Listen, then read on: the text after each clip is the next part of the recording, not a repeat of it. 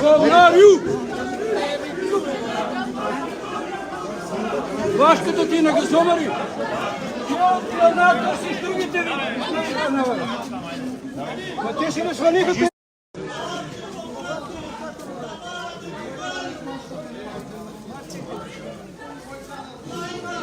Кой има пълна в това, бе? Не го будете, бе! Предатели не отстъпници! Не отстъпници! Плащат и сърбите на силата собствената си родина! Хайде, бе! Скажи! Говори на български, не се прави! И този е предател, и онзи е предател! Сърбите ви дават пари! Сърбите ви дават... Моля! Що? Какво ще стане? Какво ще стане, бе? Митковски предател! Не ми мавтай с ръката! Предател на България си ти, бе!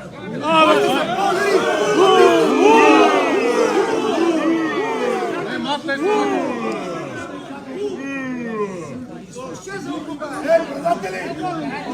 Предатели! И ти! Райчо, дай се изважи.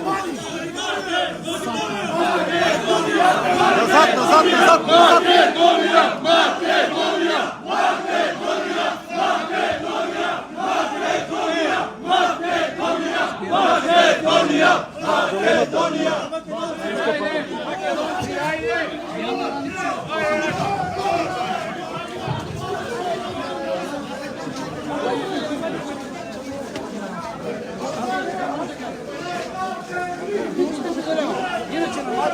Говнарю! Вашката ти на газомари! Тя отклада си с другите ви! Ма те си насвалиха те на когато ти! Флашката, он с бялата коса, с дългата бяла коса, ни открада флашката. Кога после ще го установите? Те ще я предадат 100 пъти. Ма той ни открадна, аз го видях как я взе. Това е частна собственост. Как ще ни крада? За тебе само.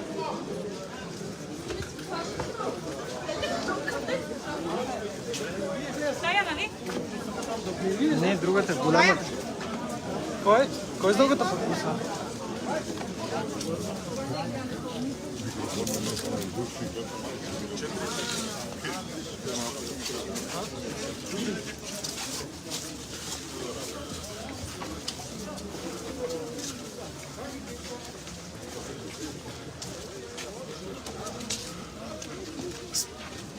Спри камерата. Не снима. Да пестим.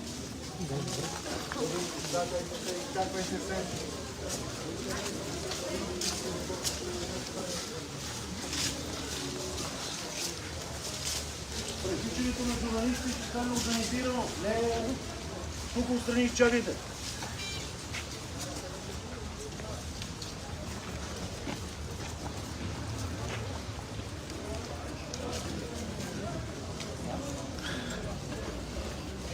Уважаеми зрители, това, което виждате в момента, са хората, които присъстваха на официалното откриване на македонския клуб Никола Вапцаров в Благоевград. В момента те са тръгнали на шествие към централната градска част на града, където ще бъдат поставени цветя, доколкото разбрах, на паметника на Димитър Благоев, след това и на паметника на Гоце Делчев. Преди няколко минути в началото на това видео вие видяхте лека ескалация на напрежението, тъй като още от началото на деня пред македонския клуб в Благоевград имаше човек, който пускаше български песни. Той тръгна заедно с тях на шествие, но в един момент някой от тук присъстващите дръпна флашката и колоната съответно спря.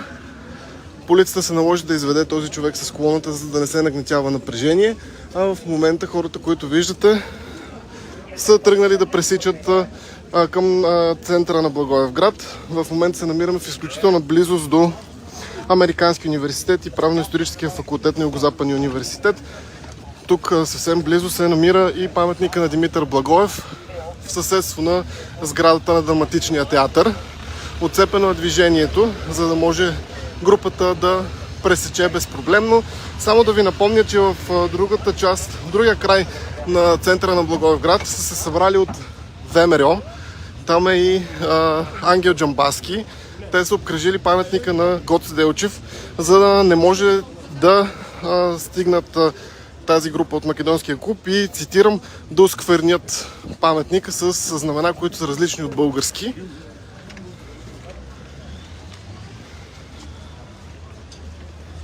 Къде се чували?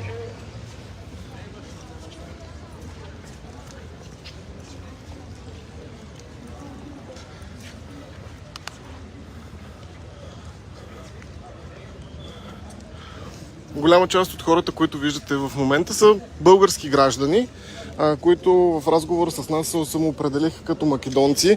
Има представители и на македонската държава, т.е. граждани на Северна Македония.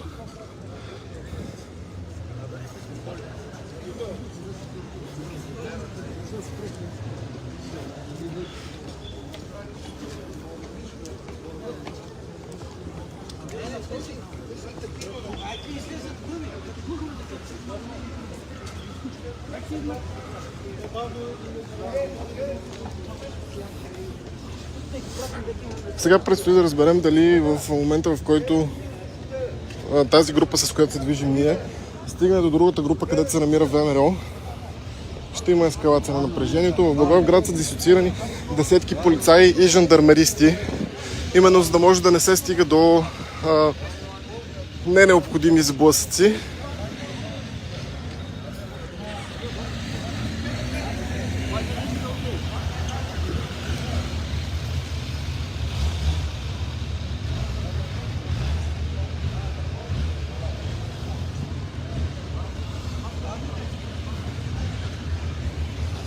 В момента нека пак да повторим, че групата, която виждате да се движи по централните улици в Благоевград, е тази група, която присъстваше на официалното откриване на македонския клуб в Благоевград, който носи името на Никола Вапцаров.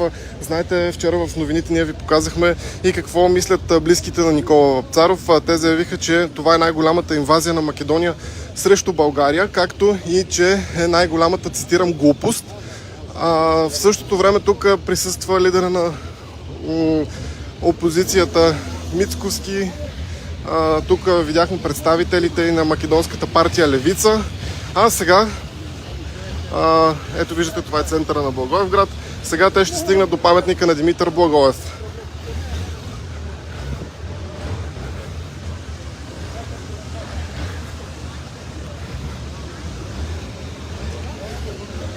Тук по обясними причини представителите на ВМРО не са.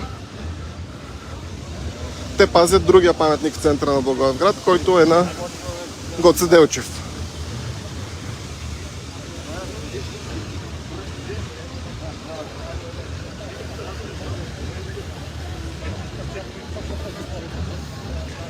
Театъра в Благоевград също се казва Никола Вапцаров, както се казва и новооткритият македонски клуб.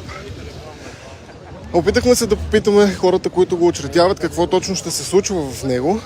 Те разказаха, че ще почитат празници, които не са в официалния календар на Република България, но както вече ви споменах, част от хората с български паспорт тук се самоопределят като македонци и съответно ще се опитат да празнуват македонските празници в този културен клуб.